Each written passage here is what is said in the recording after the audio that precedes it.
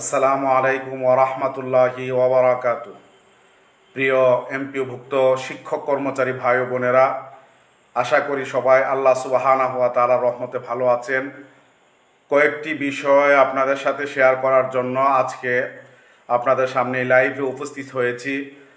আমাদের জাতীয় প্রেস ক্লাবের সামনে যে শিক্ষক সমাবেশটি রয়েছে এবং সচিবালয় অভিমুখে যে পদযাত্রা কর্মসূচিটি রয়েছে, এই কর্মসূচিটিকে সামনে রেখে একটি ধোঁয়াশার সৃষ্টি হয়েছিল। আপনারা জানেন, পরিবহন ধর্মঘট ডাকা হয়েছিল।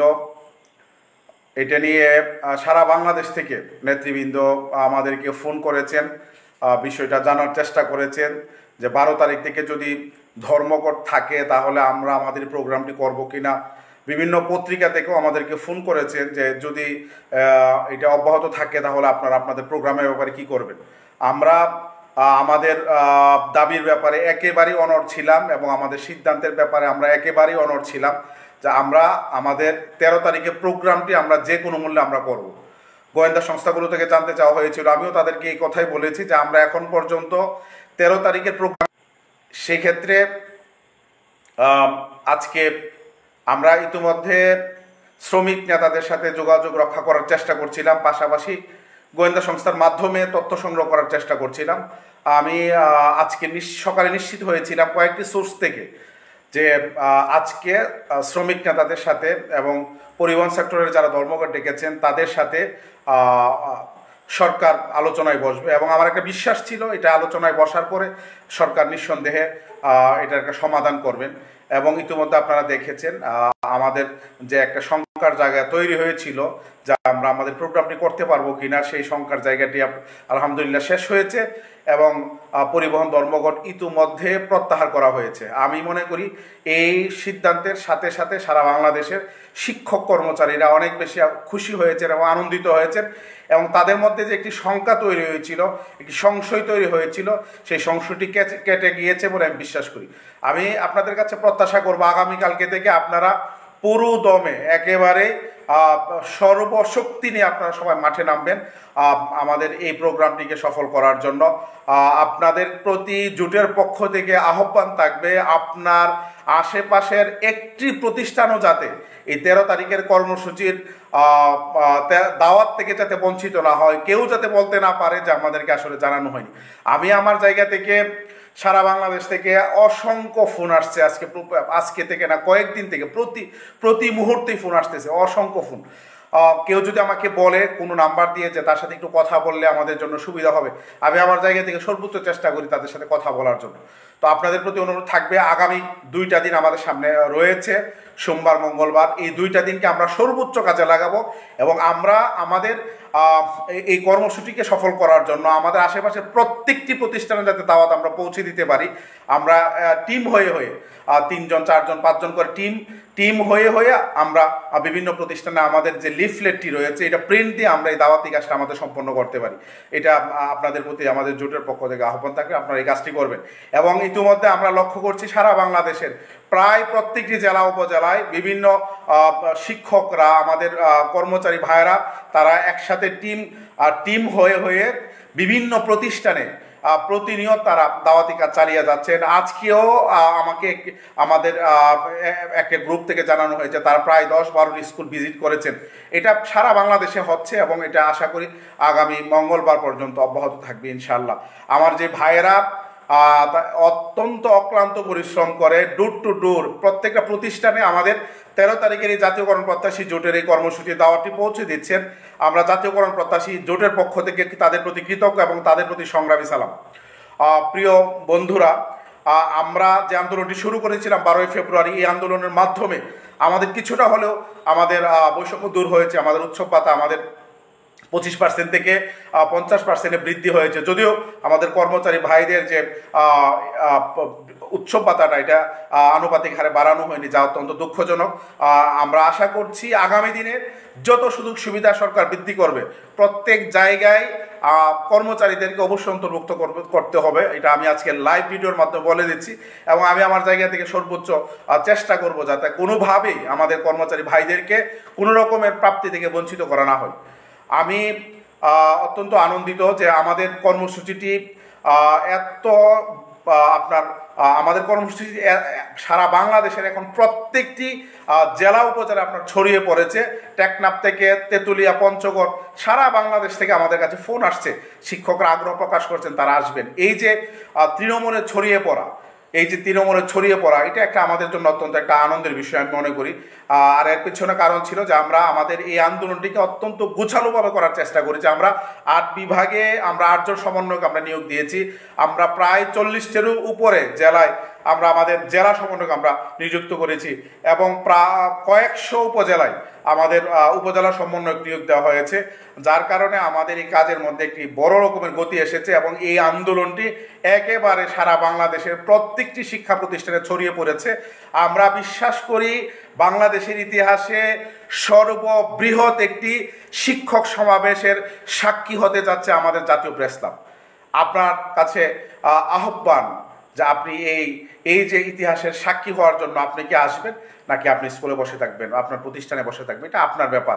তবে আমরা যে আন্দোলন শুরু করেছি, এই আন্দোলনের মাধ্যমে আমরা আমাদের আরও কিছু বৈষম্য এই সরকারের মাধ্যমেই আমরা ইনশাল্লাহ আমাদের কিছু বৈষম্য দূর করব, হয়তো আপনাকে নিয়ে অথবা আপনাকে ছাড়া। কিন্তু আমরা দৃঢ় প্রত্যয় নিয়ে এই আন্দোলনে নেমেছি। আমাদের যে দাবিগুলো আছে, আমাদের এই দাবিগুলো সরকারকে অবশ্যই মেনে নিতে হবে। ইতিমধ্যে বিভিন্ন গোয়েন্দা সংস্থা হেডকোয়ার্টার থেকে আমাদের তথ্যগুলো তারা নেওয়া শুরু করেছেন। আমি গোপনীয়তার স্বার্থে এবং কৌশলগত কারণে এগুলো হয়তো ডিসক্লোজ করব না। দেশের যে একেবারেই গুরুত্বপূর্ণ গোয়েন্দা সংস্থাগুলো তারা আমাদের সাথে যোগাযোগ রক্ষা করে চলেছেন এবং আমাদের কাছ থেকে তথ্য সংগ্রহ করছেন, আমাদের দাবিদাগুলো জানতে চেয়েছেন, বিভিন্নভাবে তারা আমাদের মিডিয়ার কাজ করছেন সরকারের সাথে। আমরা আশা করি আপনাদের যে গণজোয়ার তৈরি হয়েছে, আপনারা যেইভাবে 13 তারিখের জন্য উদ্গ্রীব হয়ে আপনারা অপেক্ষা করছেন, আমি আশা করি এবং বিশ্বাস করি 13 তারিখে যদি আমরা আল্লাহ তাআলা যদি আমাদের আবহাওয়াটা যদি ভালো থাকে, যদি আল্লাহ তাআলা আমাদেরকে সকল প্রকার বিপদ আপদ থেকে মুক্ত রাখেন, যদি আমরা এই প্রোগ্রামটি ইনশাল্লাহ সুন্দর, সফল, সুশৃঙ্খল এবং নিরাপদে করতে পারি, ইনশাল্লাহ আশা করি এই আন্দোলনের মাধ্যমে এমপিওভুক্ত শিক্ষকরা এই সরকারের আমলেই আরও কিছু বৈষম্য থেকে ইনশাল্লাহ মুক্তি পাবে। আমি অন্যান্য যে সমস্ত সংগঠনগুলো আছেন আপনাদের প্রতি আমাদের আহ্বান থাকবে, এটা যেহেতু আমাদের এই জোটটা এটা নন পলিটিক্যাল একটি জোট, আমরা সরাসরি আমাদের যারা শীর্ষ নেতৃবৃন্দ রয়েছেন কেউই সরাসরি কোনো রাজনীতির সাথে জড়িত না। সুতরাং যেহেতু আমরা শুধুমাত্র দাবি দাওয়া নিয়ে কাজ করি এবং পেশাজীবী একটা জোট, এখানে যারা এই আমাদের দাবি দেওয়ার সাথে যারা একাত্মতা ঘোষণা করবেন বা মনে করেন যে এই দাবিগুলো যৌক্তিক এবং এই দাবিগুলো আপনারও দাবি, আপনাদেরকে আমরা আমাদের জোটের পক্ষ থেকে স্বাগত জানাই। আপনারা আমাদের এই প্রোগ্রামে অংশগ্রহণ করতে পারেন, আমাদের জায়গা থেকে কোনো রকমের বিধি নিষেধ নেই, কারণ আমাদের এই আন্দোলনের মাধ্যমে আমাদের কোনো রাজনৈতিক উদ্দেশ্য নেই, আমাদের এই আন্দোলনের মাধ্যমে আমাদের ব্যক্তিগত স্বার্থ সিদ্ধির কোনো রকমের উদ্দেশ্য নেই। আমরা নিছক শুধুমাত্র এমপিওভুক্ত শিক্ষকদের মুক্তির জন্য কাজ করি। সুতরাং যারাই আমাদের প্রোগ্রামে আসবেন, আমাদের এই দাবির সাথে একাত্মতা ঘোষণা করে, আমরা তাদেরকে স্বাগত জানাবো। আমরা আশা করি এবং বিশ্বাস করি আমাদের সকলের অংশগ্রহণে ইনশাল্লাহ আমাদের আন্দোলনটি সফল হবে, সার্থক হবে। আপনাদের কাছে জোটের পক্ষ থেকে সদস্য সচিব হিসাবে আপনাদের সকলের কাছে আমার একটি আহ্বান থাকবে, আপনারা সবাই অন্তত 2 রাকাত নামাজ পড়ে আল্লাহ তাআলার কাছে দোয়া করবেন আমাদের এই 13 তারিখে যাতে আমাদের পরিবেশটা, যাতে ওয়েদারটা, আপনার আবহাওয়াটা যাতে ভালো থাকে, আমরা যাতে সুন্দর একটা ভালো পরিবেশে যাতে আমাদের প্রোগ্রামটি করতে পারি, এই জন্য সবাই আল্লাহ তাআলার কাছে দোয়া করবেন এবং আল্লাহ তাআলা যাতে আমাদেরকে সকল বিপদ আপদ থেকে রক্ষা করেন, আপনারা দোয়া করবেন। আপনারা ইতিমধ্যে জেনেছেন যে আমরা আমাদের এই যে কর্মসূচিটি রয়েছে, এই কর্মসূচিটিকে সফল, সার্থক এবং নিরাপদ করতে আমরা আমাদের জোটের পক্ষ থেকে প্রায় 300 স্বেচ্ছাসেবক দিয়ে আমরা একটা স্বেচ্ছাসেবক টিম আমরা তৈরি করছি, যাদের কাজ হবে আমাদের যে প্রোগ্রামটি রয়েছে, প্রোগ্রামটি নিরাপত্তা নিশ্চিত করা এবং আমাদের বাইরে থেকে যে সমস্ত শিক্ষকরা আসবেন তাদের সহযোগিতা করা। আমরা একটি টিম, শক্তিশালী একটা টিম আমরা তৈরি করব আমাদের এই প্রোগ্রামটিকে নিরাপদ এবং এটাকে আপনাদের যারা আসবেন আপনাদের জন্য যাতে তারা সহযোগিতা করতে পারে, আমরা একটা স্বেচ্ছাসেবক টিম তৈরি করব। আপনারা ইতিমধ্যে দেখেছেন আমরা ডিএমপিতে আবেদন দিয়েছি এবং আবেদনের মাধ্যমে তাদের কাছে আমরা অনুমতি চেয়েছি। আমাদের যেহেতু সারা বাংলাদেশ থেকে কয়েকশো গাড়ি যেহেতু আমাদের আসবে, এই জন্য আমরা ডিসি ট্রাফিক রমনা মহোদয়কে আমাদের গাড়িগুলোকে যাতে প্রেস ক্লাবের আশেপাশে রাখার ব্যবস্থা করেন। এই জন্য আমরা কিন্তু তার বরাবর একটা আবেদন আমরা দিয়েছি। আমরা আমাদের জায়গা থেকে রাজনৈতিক দলগুলোর সাথে আমরা লিয়াজু করার চেষ্টা করেছি। আপনারা দেখেছেন গত শুক্রবারে আমরা এনসিপির শীর্ষ নেতৃবৃন্দের সাথে আমরা মিটিং করেছি এবং ওখানে তারা সিদ্ধান্ত নিয়েছেন এনসিপির যিনি সদস্য সচিব সংগ্রামী নেতা তিনি জনাব আখতার হোসেন তিনি এবং শিক্ষা এবং গবেষণা সম্পাদক ফয়সাল মাহমুদ শান্ত সহ একটি প্রতিনিধি দল আমাদের এই কর্মসূচিতে আসবেন এবং তারা একাত্মতা ঘোষণা করে বক্তব্য রাখবেন। আমাদের বিগত দিনের আন্দোলনেও এনসিপির তারা এসে একাত্মতা ঘোষণা করেছেন এবং আমাদের উচ্চপদা প্রাপ্তির ক্ষেত্রে তাদের একটা ভূমিকা ছিল, তারা নেপথ্যে কাজ করেছেন। এই জন্য আজকের এই লাইভ থেকে এনসিপির নেতৃবৃন্দের প্রতি আমরা কৃতজ্ঞতা জানাচ্ছি। প্রিয় ভাইয়েরা, আমরা বিএনপির স্থায়ী কমিটির সদস্য সাবেক মন্ত্রী ডক্টর খন্দকার মোশাররফ হোসেন মহোদয়ের সাথে আমাদের জোটের একাংশ মিটিং করেছেন। একই সময় যেহেতু মিটিং ছিল, আমি এনসিপি কার্যালয়ে ছিলাম এবং আমাদের আহ্বায়কের নেতৃত্বে একটা গ্রুপ ডক্টর খন্দকার মোশাররফ স্যারের সাথে তারা সাক্ষাৎ করেছেন, স্যারকে এই বিষয়টি জানিয়েছেন। স্যার বলেছেন যে আমি অসুস্থতার কারণে অনেক রাজনৈতিক প্রোগ্রামে আমি যেতে পারি না, আপনারা করেন, এটা তো আর আপনাদের প্রথম প্রোগ্রাম না, আরও প্রোগ্রাম আপনারা করবেন, ইনশাল্লাহ আপনাদের সাথে আমরা আছি এবং থাকবো। সেই জায়গা থেকে তিনি আমাদেরকে আশ্বস্ত করেছেন।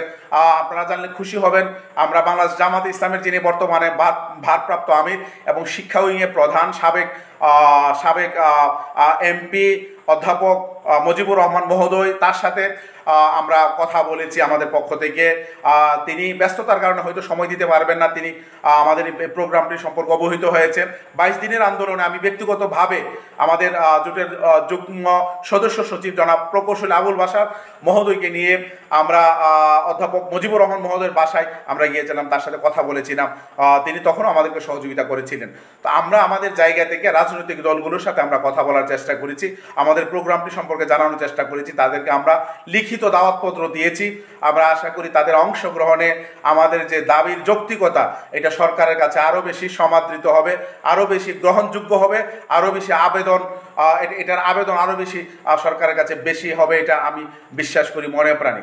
এই জন্য আপনাদের প্রতি আমাদের জোটের পক্ষ থেকে আহ্বান, আমরা যেহেতু এত কষ্ট করে আজকের এই প্রোগ্রামটি এত কষ্ট করে আপনাদের জন্য সাজিয়েছি এবং দিন রাত এই প্রোগ্রামের জন্য আমরা পরিশ্রম করে যাচ্ছি। বিগত 1 মাস অফিসিয়াল জরুরি কাজের বাইরে আমার মনে হয় পুরোটা সময় আমার এই কর্মসূচিকে সফল করার জন্য আমার দিতে হয়েছে, কোরবানি করতে হয়েছে। আপনারা ফেসবুকে আমি শেয়ার করেছিলাম গত শুক্রবার রাত 3:15 আমি বাসায় এসেছি, আপনাদের এই অফিসিয়াল কাজটা শেষ করে 3:15 বাসায় এসেছি।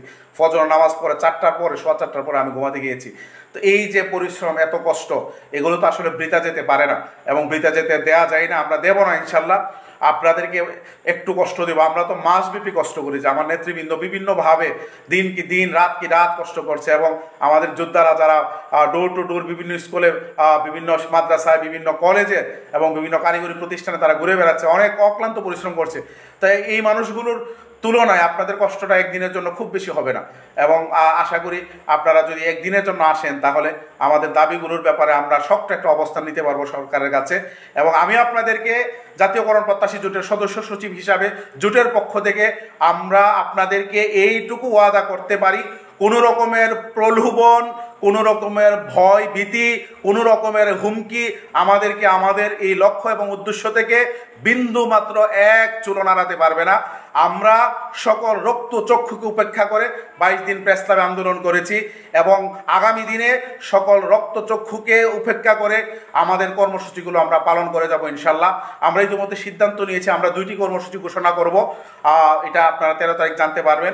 আমরা আমাদের এই প্রোগ্রামটি যেহেতু একদিনের, এই কর্মসূচির পরে আমরা 2 দিনের আমরা 2টি কর্মসূচি আমরা হাতে নিয়েছি ইতিমধ্যে, জোটের মিটিং করে আমরা সিদ্ধান্ত নিয়েছি। আপনারা এটা 13 তারিখে আমাদের প্রেস রিলিজের মাধ্যমে এবং বক্তব্যের মাধ্যমে আমরা আপনাদেরকে জানাবো, ততক্ষণ পর্যন্ত অপেক্ষা করবেন।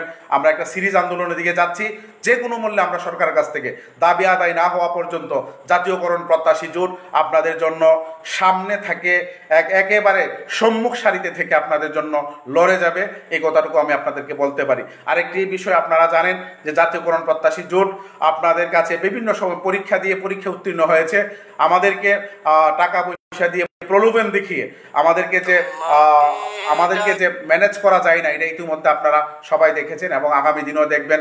এবং এই যে এত বড় প্রোগ্রাম আমরা বাস্তবায়ন করতে যাচ্ছি, এটা কিন্তু আমাদের জোটের যারা নেতৃবৃন্দ রয়েছেন, যারা শীর্ষ নেতৃবৃন্দ রয়েছেন এবং সংগঠনগুলো রয়েছে, তাদের নিজস্ব অর্থায়নে আমাদের নিজেদের পকেটের টাকা দিয়ে আমরা অ্যারেঞ্জ করছি। আমরা কিন্তু যে শিক্ষকরা ঢাকায় আসবেন তাদের কাছ থেকে কিন্তু আমরা একটা নিব না। আপনারা শুধুমাত্র ঢাকায় প্রেস ক্লাবে আসবেন, এটুকুই আপনাদের কাজ। আমরা আশা করি ইনশাআল্লাহ যেমন 22 দিনের আন্দোলনের মাধ্যমে আমাদের যে বিজয়ের যে সূচনা হয়েছে এবং আমরা কিছুটা বিজয় হয়েছি, এই আন্দোলনের মাধ্যমে আমাদের পূর্ণাঙ্গ বিজয় লাভ হবে। কারণ আপনারা জানেন 22 দিনের আন্দোলনের প্রেক্ষিতে সাবেক শিক্ষা উপদেষ্টা মহোদয় এবং বর্তমান পরিকল্পনা উপদেষ্টা ডক্টর ওয়াহিদুদ্দিন মাহমুদ মহোদয় তিনি ঘোষণা দিয়েছিলেন যে আমাদের যে সমস্ত দাবি দাওয়াগুলো আছে, সরকারি নিয়মে বাড়ি ভাড়া, মেডিকেল ভাতা এবং আমাদের শতভাগ উৎসব ভাতা, এই বিষয়গুলো তিনি বলেছিলেন এই বাজেট থেকে দিবেন, কিন্তু সরকার এখন পর্যন্ত এই ব্যাপারে কোনো রকমের কোনো উদ্যোগ গ্রহণ করেনি। যার কারণে আমরা বাধ্য হয়ে সরকারকে আমরা আলটিমেটাম দিয়েছিলাম যে 10 তারিখের মধ্যে আমাদের এই দাবিগুলো আপনারা মেনে নিয়ে প্রজ্ঞাপন জারি করুন, আমরা তাহলে আমাদের এই আন্দোলনটাকে স্থগিত করে দিব। কিন্তু তারা আমাদের এই কথা যেহেতু শুনেনি, আমরা এক রকমের বাধ্য হয়ে আমাদের দেয়ালে পিঠ ঠেকে গেছে, আমরা এখন বাধ্য হয়ে আমাদেরকে আন্দোলন যেতে হয়েছে। আমরা আশা করি সরকারের শুভবুদ্ধির উদয় হবে এবং যত দ্রুত সম্ভব সরকার আমাদের এই দাবি দাওয়াগুলো মেনে নেবে। আমরা ইনশাআল্লাহ আমাদের এই আন্দোলন কর্মসূচি সবগুলো আমরা বন্ধ করে আমাদের শ্রেণীকক্ষে আমরা থাকবো এবং আমাদের শিক্ষার্থীদেরকে নিয়ে থাকবো। আর যদি সরকার এই দাবি দাওয়াগুলো মেনে না নেয়, যে আন্দোলনের সূচনা 13 আগস্ট থেকে হতে যাচ্ছে, এই আন্দোলন কিন্তু সারা বাংলাদেশে ছড়িয়ে পড়বে। এই আন্দোলন কিন্তু শিক্ষা ব্যবস্থা স্থবিরতার দিকেও নিয়ে যেতে পারে। এই জন্য সরকারের প্রতি জোটের পক্ষ থেকে আমাদের আহ্বান, আমাদের যৌক্তিক দাবিগুলো মেনে নিয়ে আপনারা প্রজ্ঞাপন জারি করুন। আমাদের সাবেক শিক্ষা উপদেষ্টা মহোদয় যে ঘোষণাগুলো দিয়েছিলেন, এগুলো আপনারা বাস্তবায়ন করুন, তাহলে শিক্ষক সমাজ এই শ্রেণীকক্ষ থেকে রাজপথে যাবে না। আপনাদের সকলকে সংগ্রামী সালাম জানিয়ে আগামী 13 আগস্ট জাতীয় প্রেস ক্লাবে আপনাদের সাথে দেখা হবে এবং আপনাদের সাথে জাতীয় প্রেস ক্লাবে আরেকটি ঐতিহাসিক শিক্ষক সমাবেশের সাক্ষী আমি আপনারা সবাই হব, সে আশাবাদ ব্যক্ত করে সকলে সুস্বাস্থ্য কামনা করে আবারও সকলকে সংগ্রামী সালাম জানিয়ে আজকের এই লাইভটি শেষ করছি। আসসালামু আলাইকুম ওয়া রাহমাতুল্লাহি ওয়া বারাকাতুহু।